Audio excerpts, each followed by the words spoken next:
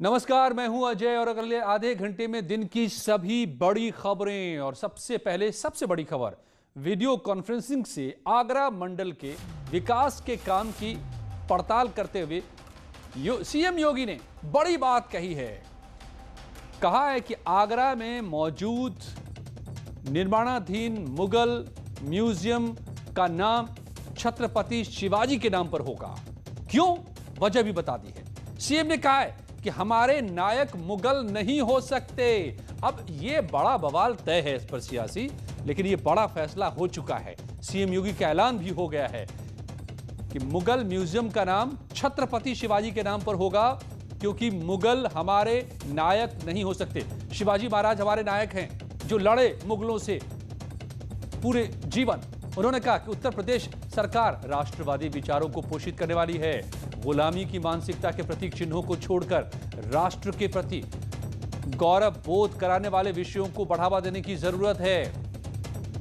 तो बड़ा फैसला, बड़ा ऐलान सीएम योगी का।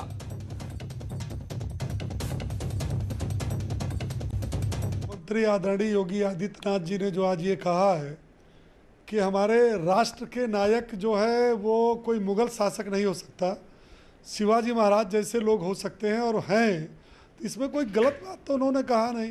राष्ट्र और राष्ट्रीयता की बात करना कोई गलत बात तो है नहीं।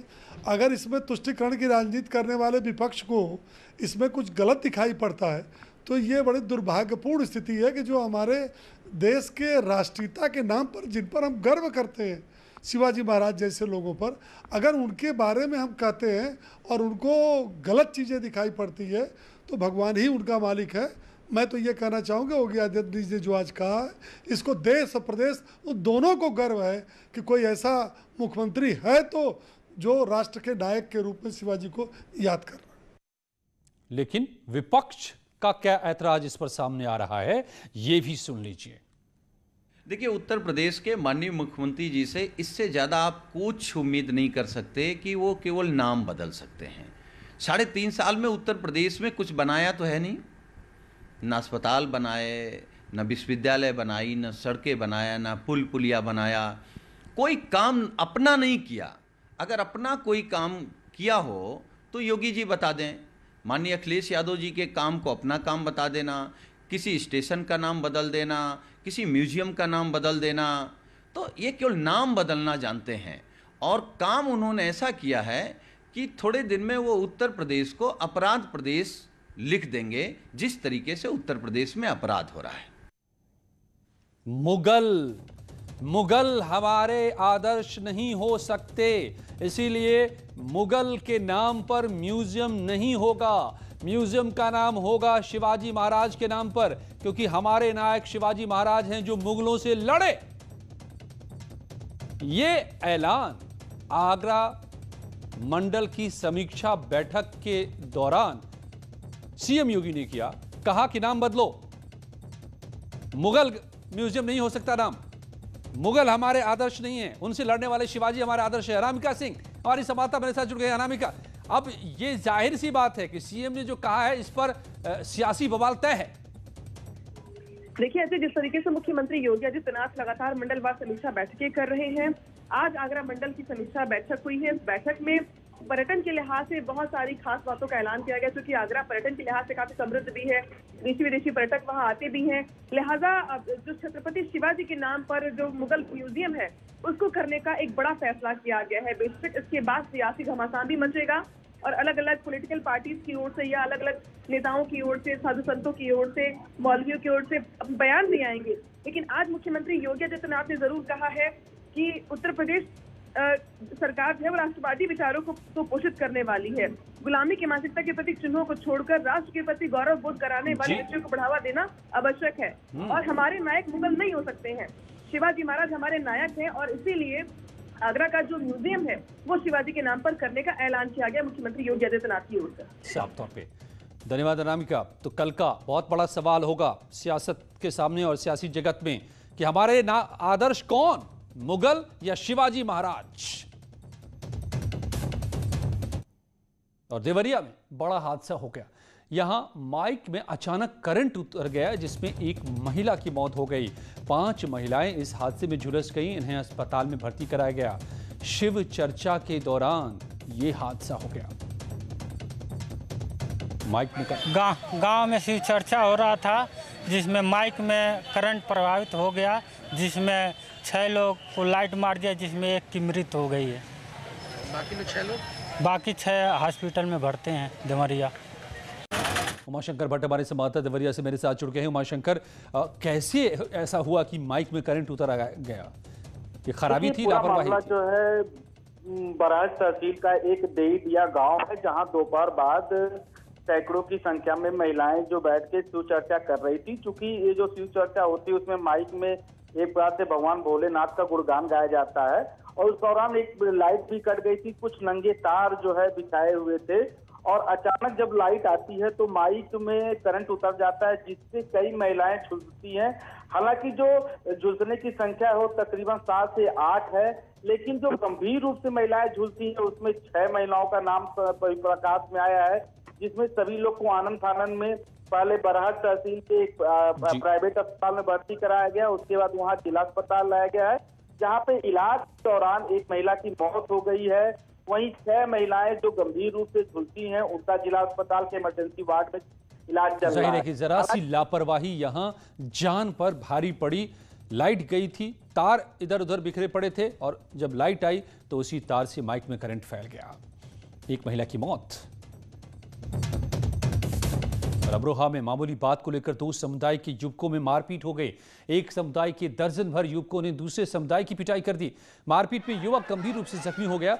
मामला 2 समुदायों का था। इसी के चलते पुलिस ने फुर्ती दिखाते हुए 5 लोगों के खिलाफ नामजद और 15 अज्ञात लोगों के खिलाफ केस दर्ज किया है। साथ ही मौके पर भारी पुलिस बल को तैनात किया गया है। मगर देखिए उस तस्वीर को, जब झड़प हुई 2 समुदायों के लोगों के बीच अमरोहा में। अब 20 लोगों के खिलाफ दर्ज हुआ है मामला। यही लोग हैं, मामूली सी बात पर पीटने पर उतारू हो गए, भिड़ गए एक दूसरे से। मारपीट का एक अभियोग पंजीकृत किया गया है, जिसमें 5 नामजद तथा 15 अज्ञात व्यक्ति हैं। इस संबंध में 3 व्यक्तियों की गिरफ्तारी हो गई है। शेष की तलाश की जा रही है। ग्रेटर नोएडा से खबर है। यहां पर मसाज और हनी ट्रैप का झांसा देकर लूटपाट करने वाले सोनू पंजावन गैंग के 2 युवकों को पुलिस ने गिरफ्तार किया है। पुलिस ने घटना में इस्तेमाल की गई कार बरामद कर ली है। इसके साथ ही 3000 रुपये भी बरामद किए हैं। इस गैंग में शामिल लड़कियों और दूसरे युवकों की अब तलाश कर रही है। आरोप है कि ये लोग सड़क और बस स्टॉप पर अकेले लोगों को देखकर उनके पास लड़की भेज देते और फिर लूटपाट कर लेते थे। इस गैंग पर एनसीआर समेत आसपास के इलाकों में करीब 2 दर्जन मुकदमे दर्ज हैं। 2-3 मेल्स होते हैं और एक कोई फीमेल होती है या 2 फीमेल होती है, और इनके द्वारा कोई बुकिंग करके या ऐसे भी कोई सुनसान में अगर कोई व्यक्ति खड़ा है उसके को अप्रोच करके और उसके साथ मारपीट करके पैसे लूट लिए जाते हैं, छीन लिए जाते हैं। इस सूचना पर हम लोगों ने अपने पूरे चारों तरफ से सभी टीम्स को अलर्ट किया।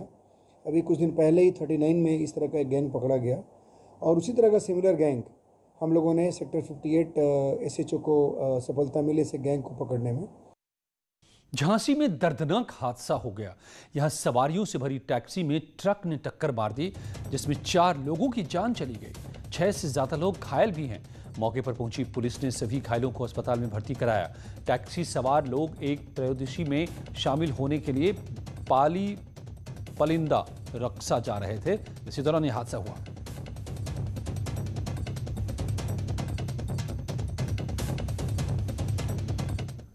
और भदोही के गोपीगंज कोतवाली इलाके के बहरोजपुर गांव में रसोई गैस सिलेंडर में लीकेज होने की वजह से आग लग गई। इसमें पति पत्नी गंभीर रूप से झुलस गए। दोनों को इलाज के लिए अस्पताल में भर्ती कराया गया है। पुलिस ने पूरे मामले की पड़ताल शुरू की है। लगभग बॉडी सरफेस एरिया से आई थिंक कि 95 to 99% बॉर्न का केस है। दोनों का SpO2 तो अभी नॉर्मल था, 92 से अबव था, जिसके लिए मैंने वैसे भी ऑक्सीजन का व्यवस्था करके उनको भेजा है। और IV लाइन उनका मिल नहीं रहा था, तो अभी तो उनको जो सिम्टोमेटिक ट्रीटमेंट दे के उनको इलाहाबाद बॉर्न यूनिट में उनको रेफ़र किया था। बहराइच पुलिस ने विस्फोटक पदार्थ के खिलाफ अभियान चलाया है। 2 अलग अलग जगहों से 9 किलो 50 ग्राम विस्फोटक बरामद भी हो गए हैं। इसके साथ ही पुलिस ने खैरी घाट और मोतीपुर थाना इलाके से 3 युवकों को गिरफ्तार करके जेल भेजा है।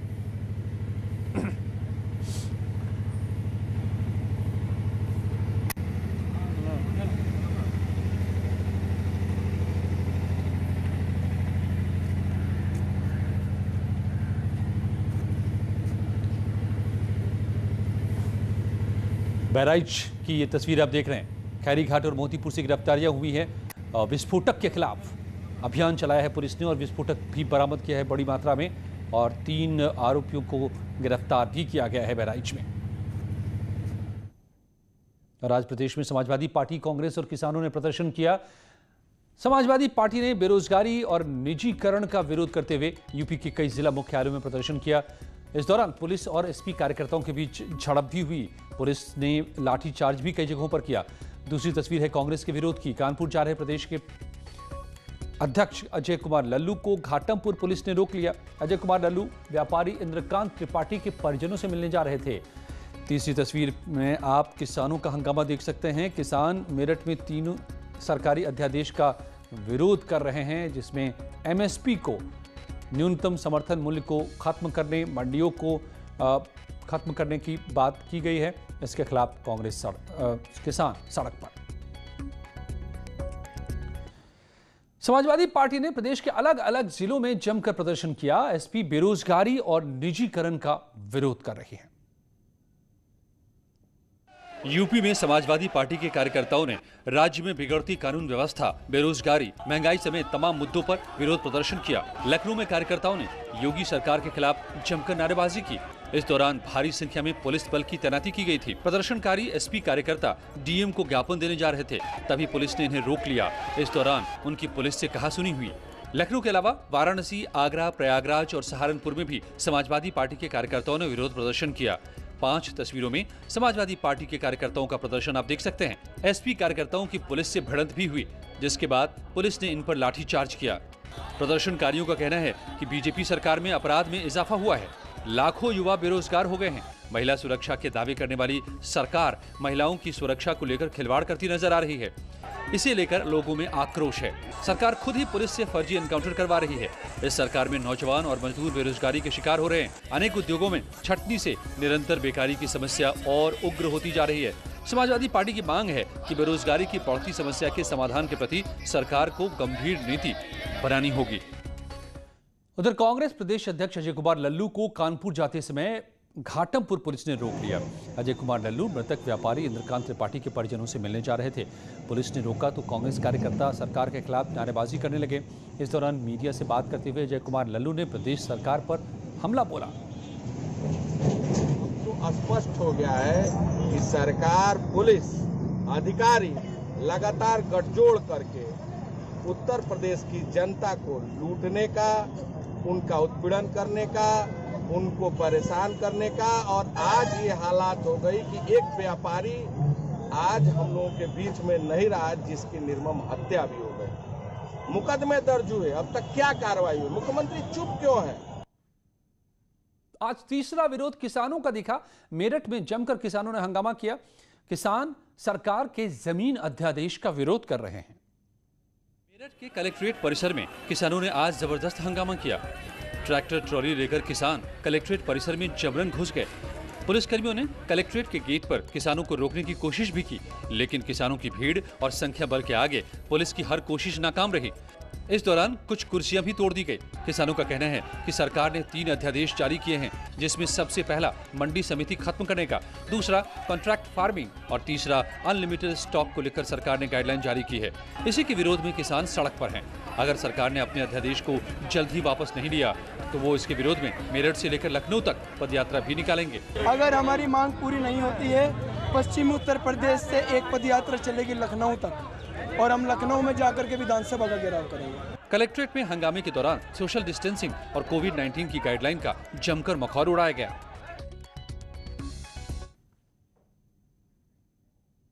तो आप देख रहे हैं 3 तस्वीरें आज विरोध की।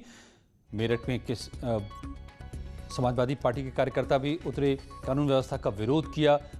और बेरोजगारी का मुद्दा उठाया तो किसानों ने भी हंगामा किया। आज संसद में भी सुशांत सिंह राजपूत का मुद्दा उठा।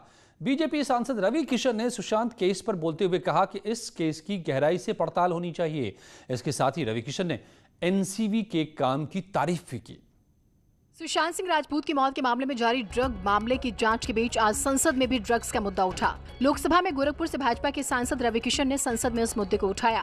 रवि किशन ने कहा है कि इस गंभीर मामले की गहराई से जांच की जानी चाहिए, ये बेहद जरूरी है। रवि किशन ने कहा है कि नशीले पदार्थों की तस्करी और उसकी लत की समस्या लगातार बढ़ रही है। देश के युवाओं को नष्ट करने के लिए षड्यंत्र रचे जा रहे हैं और इसमें हमारे पड़ोसी देश का योगदान है। रवि किशन ने अपनी बात रखते हुए सीधे तौर पर चीन और पाकिस्तान को इसके लिए जिम्मेदार ठहराया। कई लोगों को पकड़े जा रहे हैं। NCB is doing very good work, but महोदय दुख की बात है कि इस प्रकार की गतिविधियां हमारी इंडस्ट्री के द्वारा भी, जहां पे स्टारों को देखा जाता है, उनको रोल मॉडल माना जाता है।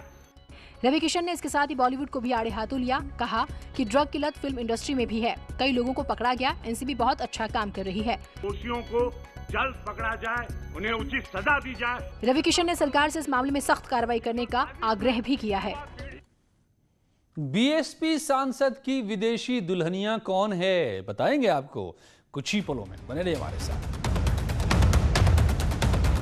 अंबेडकर नगर की संसदीय क्षेत्र के सांसद और लोकसभा में बीएसपी संसदीय दल के उपनेता रितेश पांडे जल्द ही शादी के बंधन में बंधने वाले हैं, लेकिन दुल्हनिया कोई ऐसी वैसी नहीं है। 7 समंदर पार इंग्लैंड की है दुल्हनिया।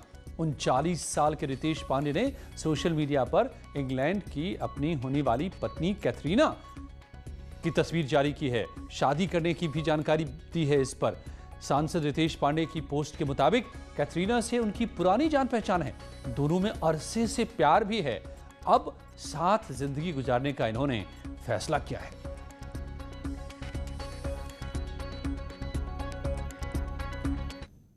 और पीएम मोदी के 70वें जन्मदिन के मौके पर बीजेपी सेवा सप्ताह मना रही है। इसकी शुरुआत आज बीजेपी राष्ट्रीय अध्यक्ष जेपी नड्डा ने नोएडा के छपरौली गांव से की। मोदी के 70वें जन्मदिन के मौके पर बीजेपी की तरफ से आयोजित सेवा सप्ताह कार्यक्रम की शुरुआत नोएडा के छपरौली गांव से हुई। बीजेपी राष्ट्रीय अध्यक्ष जेपी नड्डा ने इसकी शुरुआत की। यहां उन्होंने दलित परिवारों को फल बांटे। इसके बाद कल्प वृक्ष का पौधा भी लगाया। इस मौके पर सांसद महेश शर्मा और यूपी बीजेपी अध्यक्ष स्वतंत्र देव सिंह भी साथ में मौजूद रहे। कार्यक्रम में जेपी नड्डा ने कहा कि पीएम मोदी दूसरों के लिए जीने वाले शख्स हैं। उनके कठिन परिश्रम और कुशल नेतृत्व की वजह से आज देश अन्य देशों के मुकाबले कोविड-19 के कहर से भारत को काफी हद तक बचाए हुए है और कोरोना के खिलाफ लड़ाई मजबूती से लड़ी जा रही है। 17 सितंबर को पीएम मोदी का जन्मदिन है। बीजेपी आज से 20 सितंबर तक सेवा सप्ताह मना रही है। इसी दौरान रक्तदान, पौधारोपण, फल वितरण, सरकारी योजनाओं का लाभ समेत कई कार्यक्रम देश भर में आयोजित किए जाएंगे। क्राइम कंट्रोल कुछ ही पलों में, बने रहिए हमारे साथ।